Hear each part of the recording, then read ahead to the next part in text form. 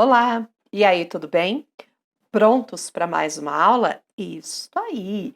E hoje nós vamos dar prosseguimento ao estudo das vanguardas europeias, continuação da aula que nós já fizemos. Então, eu vou deixar aqui no link da descrição a primeira parte para que vocês assistam e possam seguir aqui comigo. Muito bem?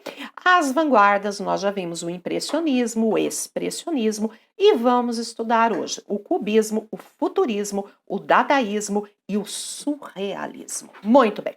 Cubismo é um dos principais ismos do século XX, né? O cubismo, ele teve seu início com as primeiras experimentações com formas e cores realizadas por Paul Cézanne. Porém, o mais destacado representante da tendência foi o espanhol Pablo Picasso, um dos poucos artistas que teve reconhecimento em vida. Não aconteceu isso com Van Gogh, lembra que nós estudamos? Picasso, residindo em Paris, pintou o quadro Les Demoiselles d'Avignon em 1907, obra que é considerada inauguradora da vanguarda cubista. A sua técnica, a do cubismo, consistia na fragmentação de pessoas e objetos em figuras geométricas. A mesma fragmentação que o mundo estava experimentando após a Primeira Guerra Mundial. Eu costumo comparar com um balde de Lego. Vocês já brincaram de Lego, aquelas pecinhas de montar? Imagine o mundo como um balde de Lego. E aí você joga tudo no chão.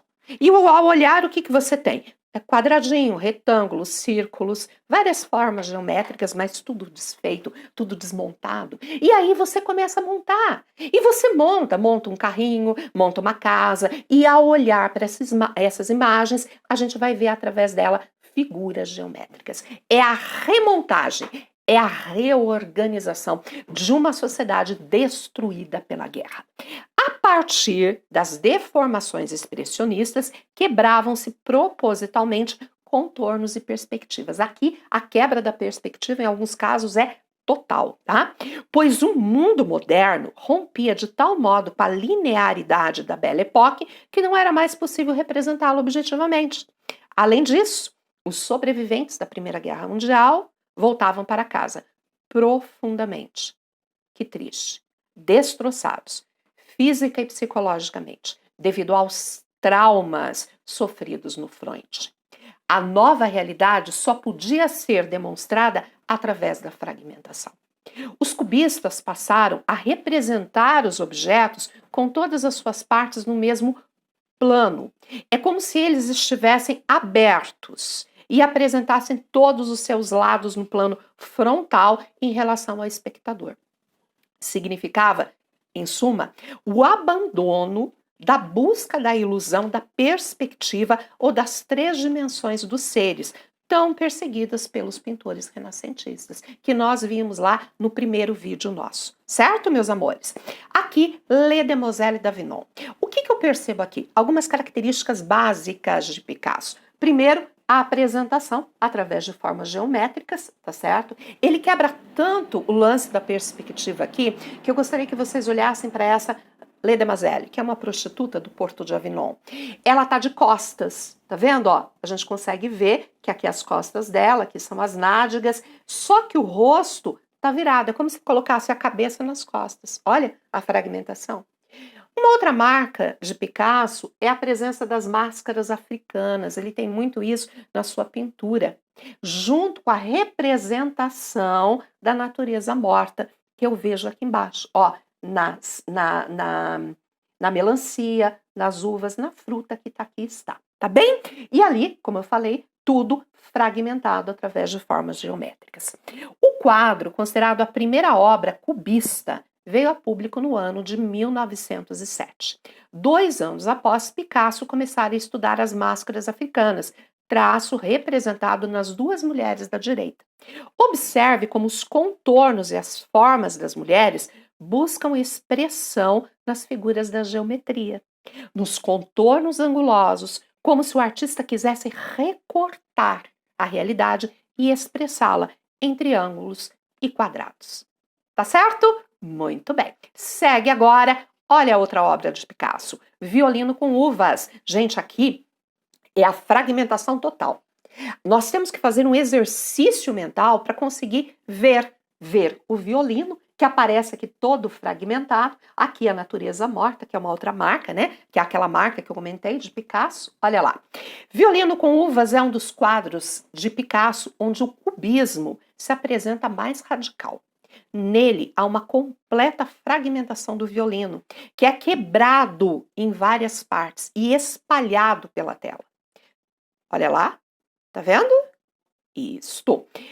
Como em um exercício visual, é a mente do observador que tenta apreender e organizar a realidade fragmentada. Picasso costuma pintar em seus quadros exemplos de natureza morta, como ocorre com as uvas à direita. Ok? Muito bem. Olha aqui, isso é um ícone, né? Do cubismo. Mas ele também tem traços expressionistas aqui. A gente vai ver traços futuristas. Guernica de Picasso. Vamos conhecer a primeira obra, depois a gente vai separar e analisá-la em 2 momentos para a gente conseguir vê-la melhor. Aqui está essa obra, tá? Uma das obras mais importantes do século XX, Guernica, pintada após o bombardeio da cidade basca homônima, a cidade de Guernica, em 1936. Expressa de forma contundente a agressividade do ser humano e a sua potencialidade em destruir os semelhantes. Este quadro ele ficou em Nova York desde o começo dos anos 40, pois, segundo a vontade de Picasso, ele só poderia voltar à Espanha após o fim da ditadura de Franco, responsável pelos bombardeios da aldeia de Guernica. Isso só ocorreu em 1981. Tá? Então, só a partir daí é que ela voltou para a Espanha. Hoje, Guernica se encontra numa sala especial do Museu do Prado, em Madrid. É lá que a gente pode visitar esta grande obra. Vamos lá? Seguindo aqui. É uma obra manifesto contra os horrores da Guerra Civil Espanhola. Campo de testes para as forças armadas alemãs antes da Segunda Guerra Mundial. A obra é um tríptico, ou seja, se apresenta dividida em 3 partes. Nas próximas telas, nós dividimos em 2, para facilitar o nosso estudo. Então, para aproximar da gente essa obra para conseguir vê-la melhor. Vamos lá? Olha aqui, ó. Trouxe a primeira parte aqui. O que eu tenho aqui, gente? Eu tenho um touro, né? Que representa todo o mal, toda a dor, todo o sofrimento. Embaixo dele, eu só tenho a calamidade, uma mãe chorando. Esse quadro, ele é muito sinestésico, porque a gente percebe todas as figuras ali gritando, berrando, colocando a sua dor e o seu sofrimento. A mãe carregando no colo o filho morto. Aqui eu tenho uma pessoa, né, decapitada, o braço dele, tá vendo? Um cavalo aqui representando os animais que foram mortos nessas batalhas, ferido, aqui uma espada quebrada, ali eu tenho uma fumaça saindo, mas eu tenho um dado muito interessante. Primeiro, isso daqui eu quero que reparem nisso e quero que vocês reparem nesse dado aqui. Vamos lá? Olha só. O touro da esquerda é a metáfora da agressividade, da guerra, da morte. Sobre ele, sob abaixo, só encontramos sofrimento. A mãe que clama desesperadamente aos céus com o filho morto nos braços e a cabeça sem o corpo representando as vítimas do bombardeio. Tá vendo? O touro, né? Representando essa agressividade, a mãe e a cabeça aqui embaixo, certo? Na direita, a luz elétrica que eu pedi para que vocês olhassem pode ser interpretada tanto quanto o olho de Deus, como bombas que caem, sendo esta última a mais plausível. Pois aí podemos perceber um certo toque futurista. Lembra que eu falei que essa obra tinha um cunho futurista? Embaixo dela podemos distinguir um cavalo, representando os vários animais que foram mortos. Na extrema direita, alto, é possível vermos um lampião. Ó, vou puxar, tá vendo? Ó o lampião que tá entrando ali. Opa, desculpe-me, um lampião, joia.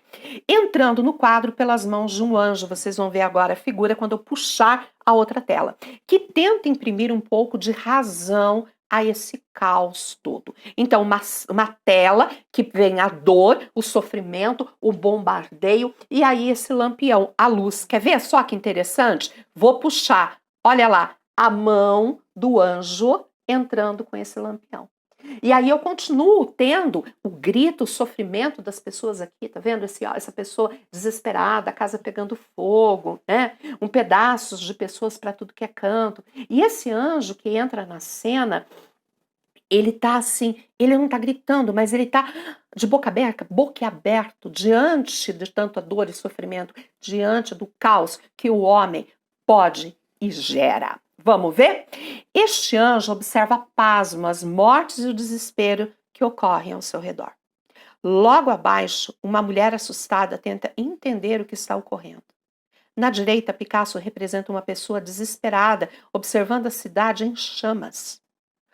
Olha agora. O único detalhe sensível da obra está abaixo à esquerda. Apesar do braço amputado, tá vendo aqui, certo? E da espada do guerreiro estar quebrada, surge uma flor. É isso aí. Em Guernica, a falta de cor e a dor misturam cubismo e expressionismo, além de um toque futurista.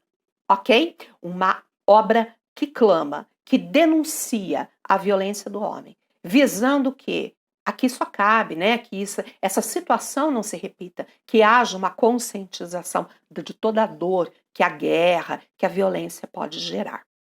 Bom, vamos falar um pouquinho de futurismo? Ao contrário dos outros, o futurismo ocorreu inicialmente na Itália, tendo como mentor Filippo Tommaso Marinetti, que pregava uma arte da velocidade, da máquina, da eletricidade, da guerra, do automóvel. Então, quando a gente falar de futurismo, a gente tem que pensar imediatamente no progresso, na tecnologia, na velocidade. Foi o porta-voz das grandes manifestações do século XX, um século marcado por uma intensa industrialização e por duas grandes guerras, a Primeira e a Segunda Guerra Mundial, por conflitos localizados e por interesses difusos.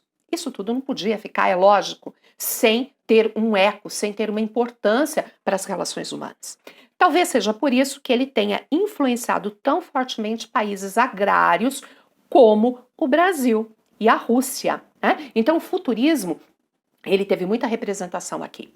A ânsia pelo progresso, pela industrialização e pela velocidade fez com que esses países, no nosso caso, projetassem na cidade moderna, em seus automóveis e ruídos, no cheiro da gasolina e do óleo diesel queimado, a sociedade ideal. A sociedade do progresso, da tecnologia.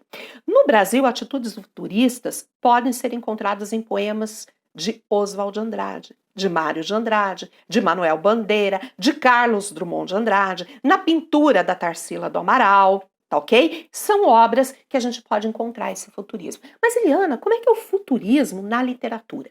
Sabe o que eles fazem? Eles tiram todo sinal de pontuação. Vírgula, ponto e vírgula. Por quê? Vírgula é pausa. Ponto e vírgula é pausa maior. E eles não querem pausa, eles querem rapidez, eles querem dinamismo. Então você lê um texto, por exemplo, Oswald de Andrade, ele escreveu 2 romances, Memórias Sentimentais de João Miramar e Serafim Ponte Grande, em que ele tira esse tipo de sinal de pontuação. Abre com a letra maiúscula e fecha com ponto final. Torna-se, é lógico, o texto muito complicado de se ler, mas tem essa bandeira da velocidade, do dinamismo. Fora a menção a elementos que lembram isso. Automóvel, elevador, progresso, carta, telégrafo, carro, enfim, qualquer palavra que lembre isso. Outra coisa que eles usam muito, tá? É para mostrar aí não só o futurismo, como o cubismo, que seria a fragmentação, é a utilização da metonímia, ou a sinedo, que é a parte pelo todo, ok? Vamos seguir aqui? Olha essa obra. Automóvel correndo, de Giacomo Balla. Vocês conseguem ver um automóvel correndo? Pois é, mas ele vai tão rápido, né, que nem dá para ver. Eu olho para isso e vejo um trem. Eu consigo enxergar um trem. Olha só, aqui eu vejo as pessoas, ó, num trem, aqui a roda, né? Mas não vou discutir. É um automóvel. Quem falou isso foi o próprio pintor. Este quadro de 1913 é uma das primeiras obras abstratas da pintura moderna. Suas curvas, traços e espirais sugerem a velocidade de um automóvel. escultura suprema da estética futurista. Para eles, o motor com os tubos de descarga à mostra era mais bonito que as obras clássicas. Vale a pena ressaltar que o século XX foi o século do automóvel. Nele, Henry Ford estruturou as bases da produção em série a partir de seus modelos. Ok? Olha aí essa obra aqui. Velocidade da motocicleta. Tão rápido, né? Então só tem o ar, ela já se foi. Ah lá. Velocidade da motocicleta é mais uma obra que sugere a liberdade e a velocidade da máquina. É interessante perceber que a motocicleta não passava de uma bicicleta motorizada e que a velocidade não era nem de longe a que se chega atualmente. Além do carro e da motocicleta, também há o fascínio pelo trem de ferro.